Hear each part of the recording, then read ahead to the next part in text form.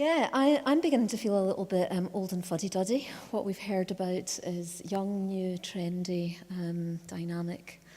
And I'm the minister of Eagleson Parish Church, which is a leafy suburban village in the south of Glasgow. It's been there for 700 years. We've got 600 members. And it's not the kind of church that you look at and you think 9 or 11 new members and it's all just about to start. Not like that. Last year, I and some other folks in the church took some time out to think.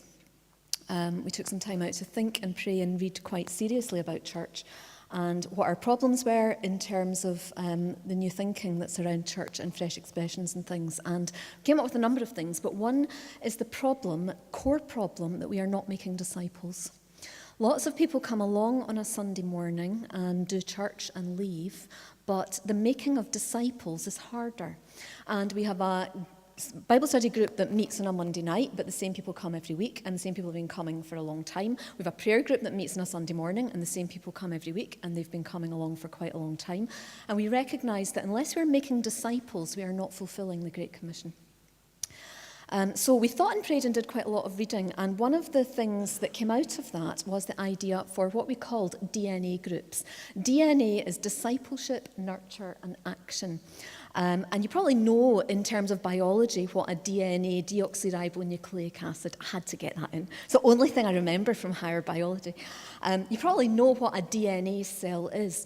DNA is the core or the template. It's the single strand within which is contained everything that is necessary for that body to grow. And we thought, what is the DNA of church? If you were to take it down to its simplest, its essence, what is the DNA of church? And we reckoned that the DNA of church is discipleship, by which you can probably encompass in shorthand Bible reading and prayer. Nurture, which is doing that Bible reading and prayer together in a community with other people, might be a very small community, but building and developing loving relationships. And action, which is mission. Looking outwards and saying, what can we be doing to serve God's kingdom, to build the kingdom, and to proclaim the good news? Discipleship, nurture, action. And we decided that in Eagleson Church we would set up DNA cells. A DNA cell is something that in miniature includes all of those things. And there's a lot of thinking behind each of these points. I'll rattle them off, but I don't have time in 5 minutes to unpack them all. DNA cells are small. Ideally 3 people, maximum of 4. Definitely not big. DNA groups are single sex.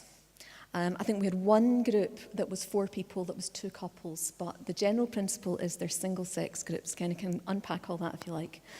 The time and the place where DNA cells meet is completely flexible, because you've only got 3 people. Some met at breakfast time, some met at tea time, some met at lunchtime. The cell group that I was part of had myself and a psychologist and a management consultant in it. We didn't meet at the same time any 2 weeks in a row. It can be infinitely flexible. Most people met in somebody's home, somebody met in a pub, 1 or 2 met in a coffee shop. You can meet wherever you like. But somewhere in that has to be the core ingredients, the things without which you cannot be. And so a DNA group meets for 45 minutes. It's short. And you can slot it in. But each group has to contain 3 things. And we set this out as a template. We were pretty kind of, what would you say? We were pretty kind of prescriptive about this, about exactly what each group would do. The first 15 minutes is coffee and chat. That's the nurture bit. How are you getting on? What kind of week have you had? What kind of day have you had?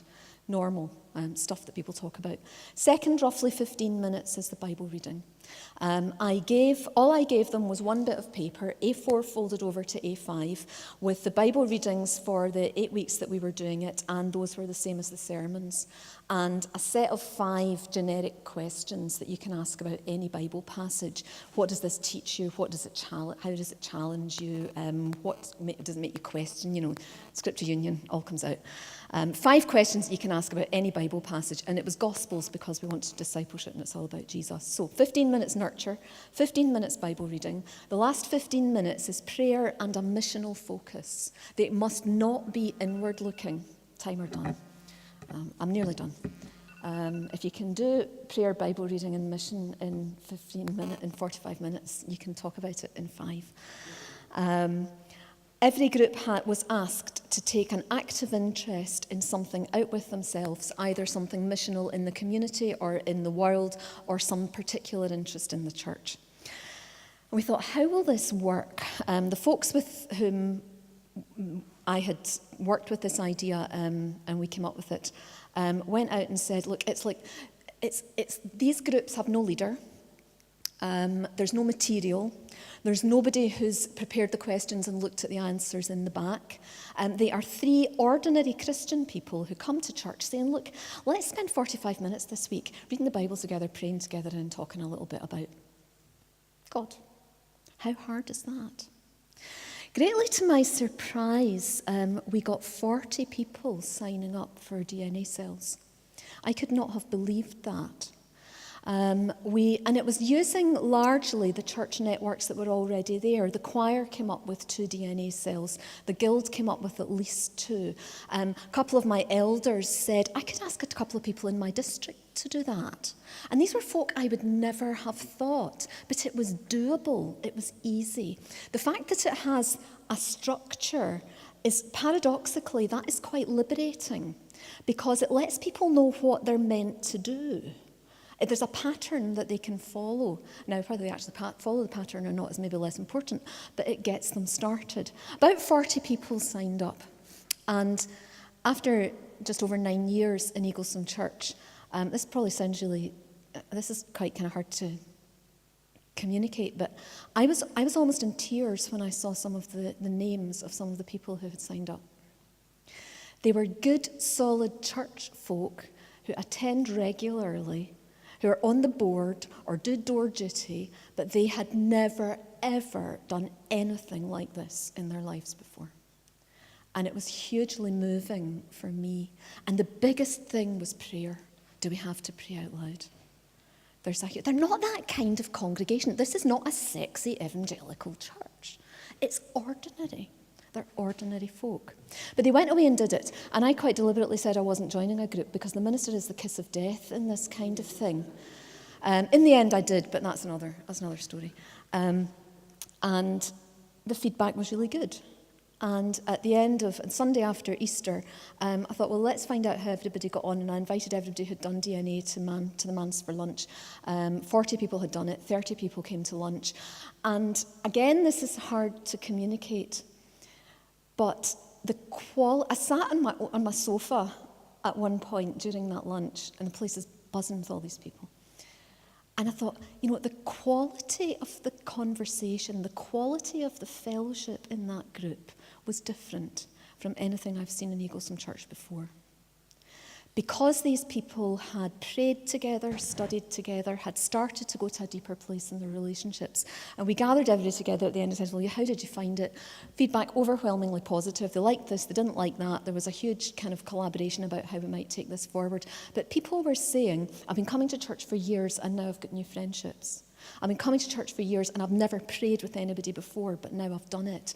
And there's a massive amount of enthusiasm to get out there and do it again.